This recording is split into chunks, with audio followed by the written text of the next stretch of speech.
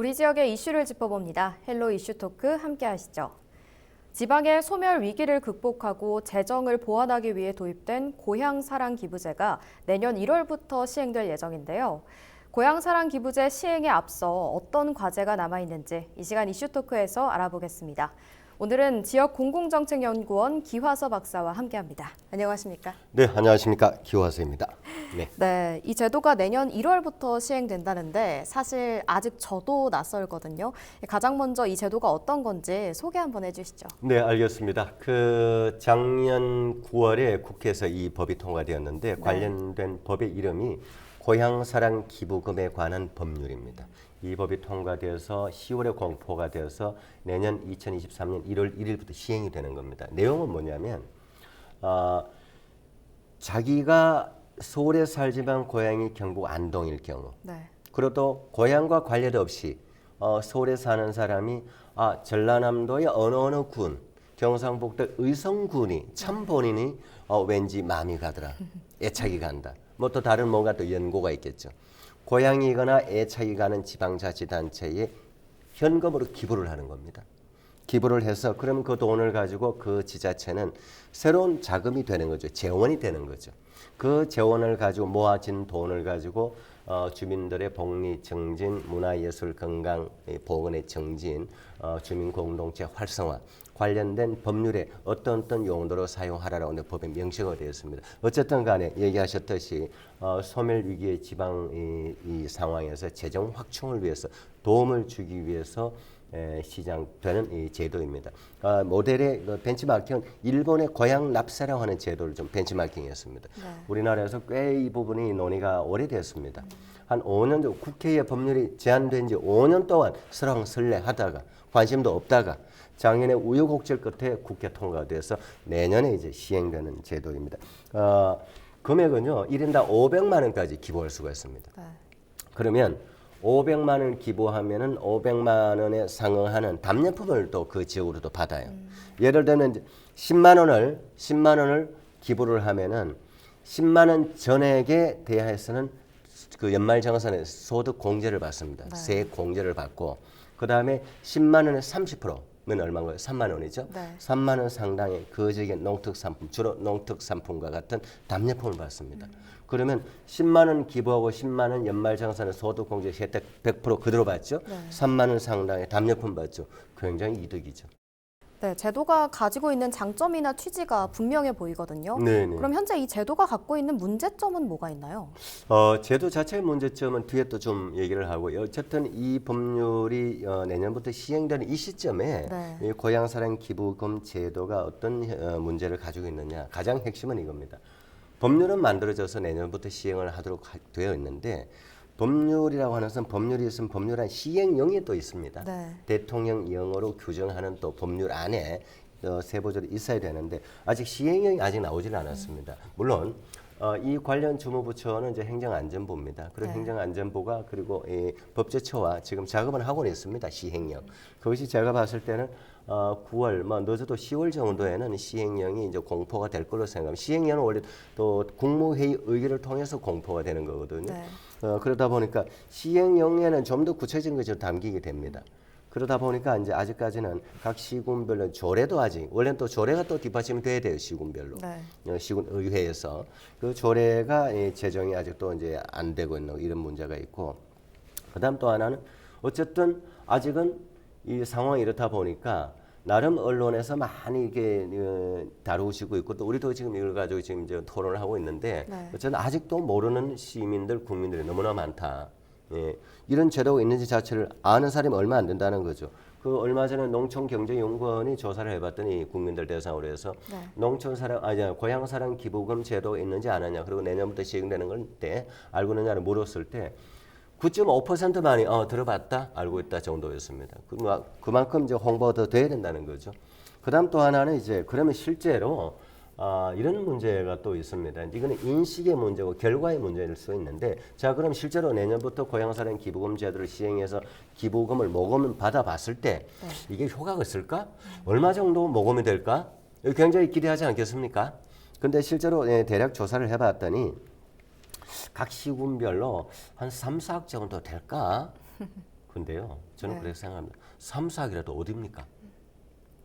전혀 없는 상태에서 3, 4억이 생기는데, 네. 어쨌든 적은 액수지만 점점 늘어난다라는 생각에서 담당자들도 적극 그 홍보, 물론 홍보도 지나치게 적극 홍보하면 안 돼요. 네. 이게 뭐 향후와는 동창회 가서 또 공무원을 대상으로 해서 이해관계인에게 이걸 뭐 적극적으로 모금을 강요하거나 하는 건 법이 안 되게 돼서요. 어쨌든 적절하게 고향 사랑하는 마음을 담은 적절한 홍보는 얼마든지 가능합니다. 어쨌든 이런 홍보를 통해서 첫째 이런 것이 있다라는 것을 알리는 것이 가장 현재 상황에서 중요한 것이고 필요한 것이고 그 다음에 하나는 어쨌든 아까 제가 얘기했듯이 10만 원을 기부하면 10만 원의 30%는 3만 원 상당한 네. 답례품을 주기로 돼 있다고 그랬잖아요. 네. 이제 법률적으로. 그러니까 이제 답례품을 어떻게 구성할 거냐.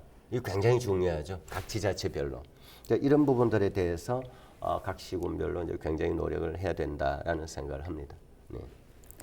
네, 저도 말씀 들어보니까 기부금에 대한 답례품을 어떤 걸로 준비할지가 정말 중요한 것 같거든요. 그렇죠. 어떤 걸 생각하고 있나요?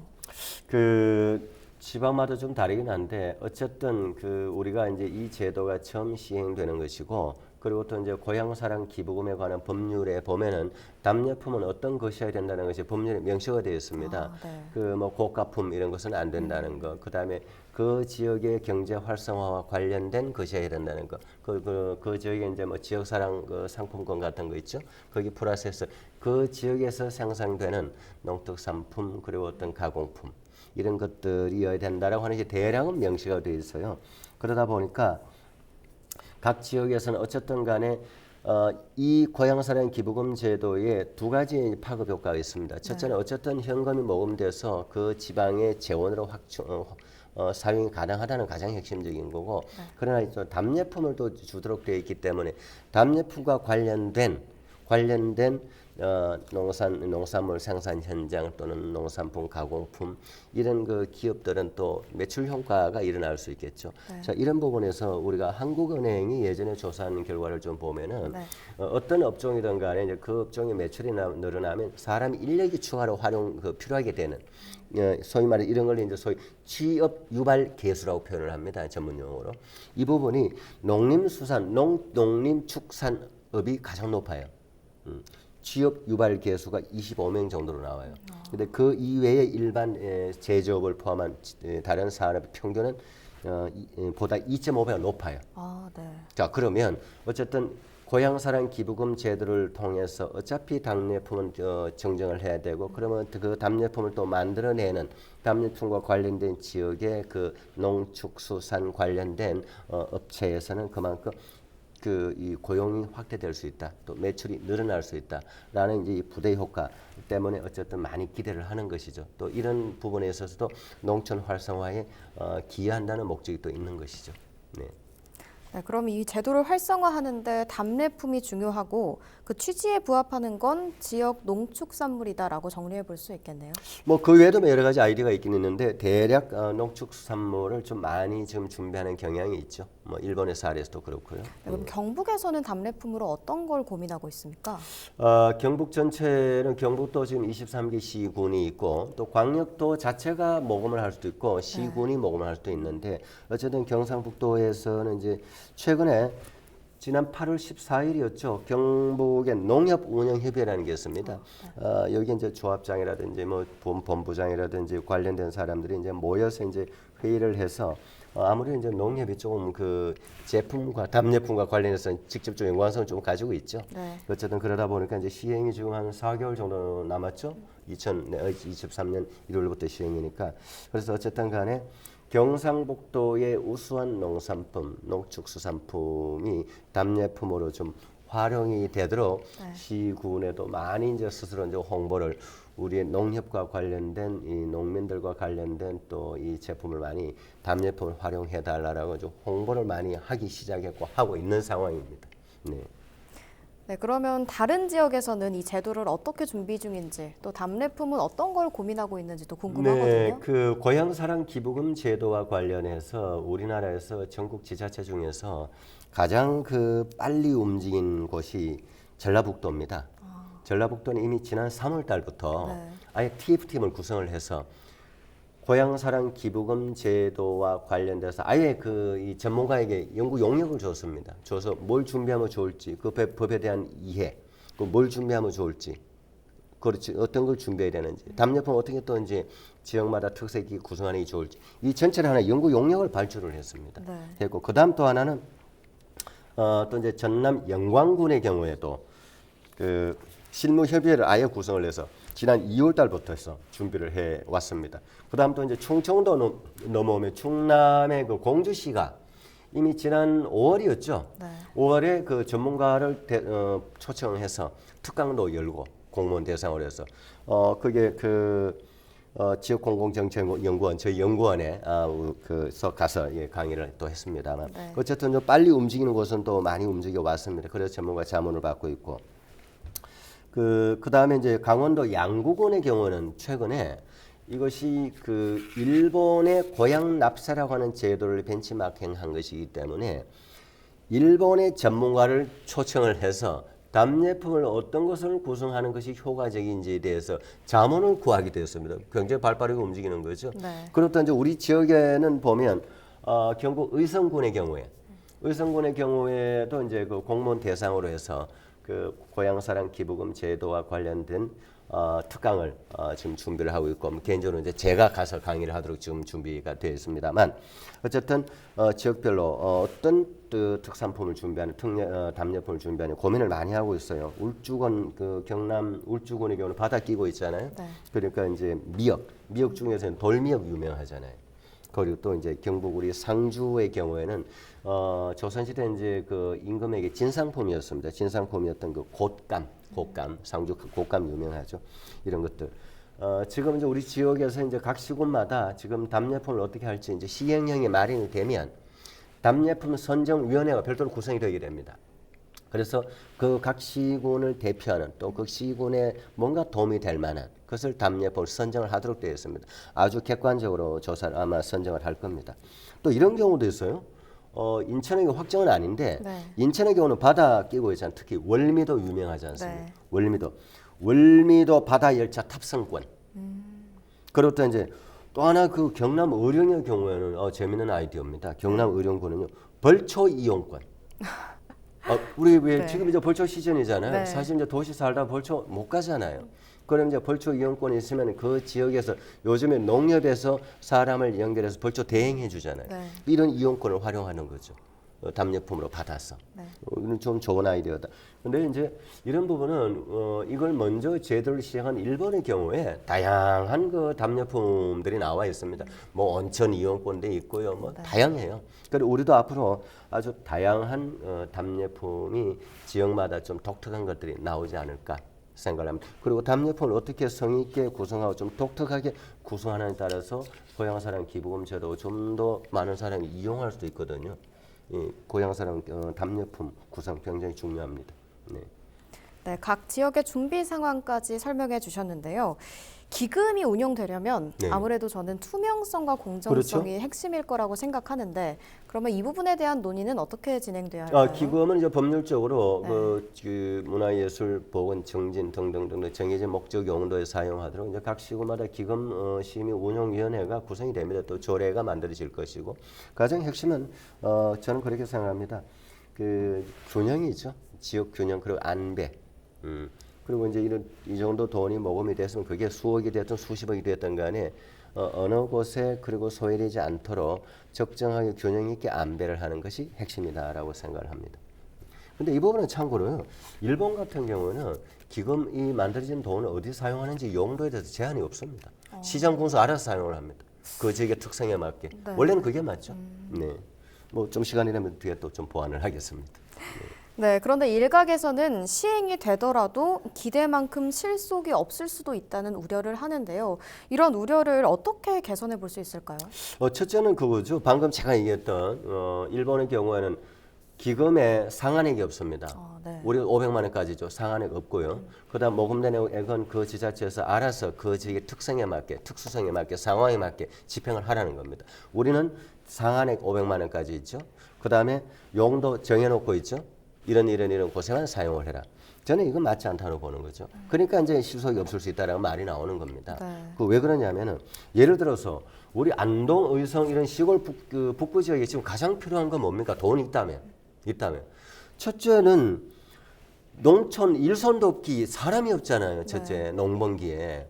이럴 때 도시의 인력을 유유 인력을 오게 하거나 외국인을 오게 하거나 했을 때 돈을 인건비를 좀 더 많이 줘서 좀 농사가 되어야 되는 거 아닙니까? 그런 돈을 좀 팍팍 쓸 수 있도록 용도 제한을 풀어야 되는 거죠. 지방마다 특색이 다 다르잖아요, 상황이. 이런 부분이죠. 그다음 또 하나는 어쨌든 홍보가 아직 안 되어 있습니다.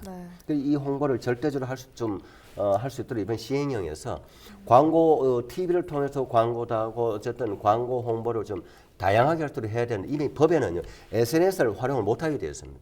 지금 시대에 무슨 구석기도 아니고 말이지 말이 안 되는 거예요. 저 수정해야 될 사항 굉장히 많습니다. 일본의 경우에도 초기에는 굉장히 미미했습니다. 일본은 2008년도 시작을 했거든요. 2008년도 시작을 해서 4, 5년 동안 미미하다가 그 다음부터 폭발적으로 증가를 했습니다. 해서 2021년에는 우리 돈으로 7조 정도, 우리 한화. 2020년에는 7조 정도, 작년 2021년에는 한화로 8조 정도로 추산됩니다. 모금된 게. 엄청난 액수입니다. 이걸 평균을 나누면요. 일본의 지방자치단체 숫자 1,700개입니다. 80조 나누기 1,700개 하면은요. 한 지자체당 평균 480억 나와요. 엄청난 돈이죠. 제가 이는 단순 계산을 했습니다만 시간이 지나고 이것이 좀 천천히 홍보가 돼 나가다 보면 저는 상당한 재원이 된다라고 생각을 합니다. 네, 이 제도에 대해서 여러 가지 이야기 나눠봤는데요. 그럼 박사님께서는 앞으로 고향사랑 기부제가 성공적으로 시행되기 위해서 가장 우선시돼야 하는 건 어떤 거라고 생각하세요? 첫째 이제 그 법에 명시된 기부 절차가 조금은 좀 복잡해요. 좀 쉽게 기부할 때 절차 간소화해야 되고 시간 관계상 절차를 세부적으로 얘기하기는 또 시간이 없습니다만 다음 기회 되면 얘기를 드리고요. 일단 기부 절차 간소화해야 된다. 그리고 또 하나는 그 방금 얘기했듯이 상한액 없애야 되고 용도 제한 없애야 된다. 이건 이렇게 앞으로 이제 법이 개정이 돼야 되고 또 시행령에서도 좀 보완이 되고 또 홍보를 많이 해서 국민들이 참여하게끔도 많이 홍보가 되는. 일본의 경우에는요, 기업이 그 기부를 했을 경우에 기부 액수의 90%까지 세액 공제를 해줍니다. 소위 말해 기업형 기부입니다. 이 정도까지 일본은 좀 더 확산이 되어가고 있는 상황에 우리는 이제 같이 시작하는데 너무나 많은 규제를 둬놓고 있다. 처음부터. 저는 이런 걸 빨리 좀 풀어야만이 앞으로 성공할 수 있다라고 생각을. 어쨌든 간에 성공의 핵심 요건은 또 각 지자체의 그 시장 군수를 포함한 그 공무원들의 정말 적절한 열정, 정말 그야말로 고향 사랑을 유도하는 그 열정, 법에 저촉되지 않는 범위 내에서 그 열정이 저는 관건이다 생각을 합니다. 네, 그럼 오늘 말씀 여기까지 듣도록 하겠습니다. 지금까지 고향사랑 기부제에 대해 이야기 나눠봤습니다. 이 시간 헬로 이슈 토크는 여기까지입니다. 시청해주신 여러분 고맙습니다.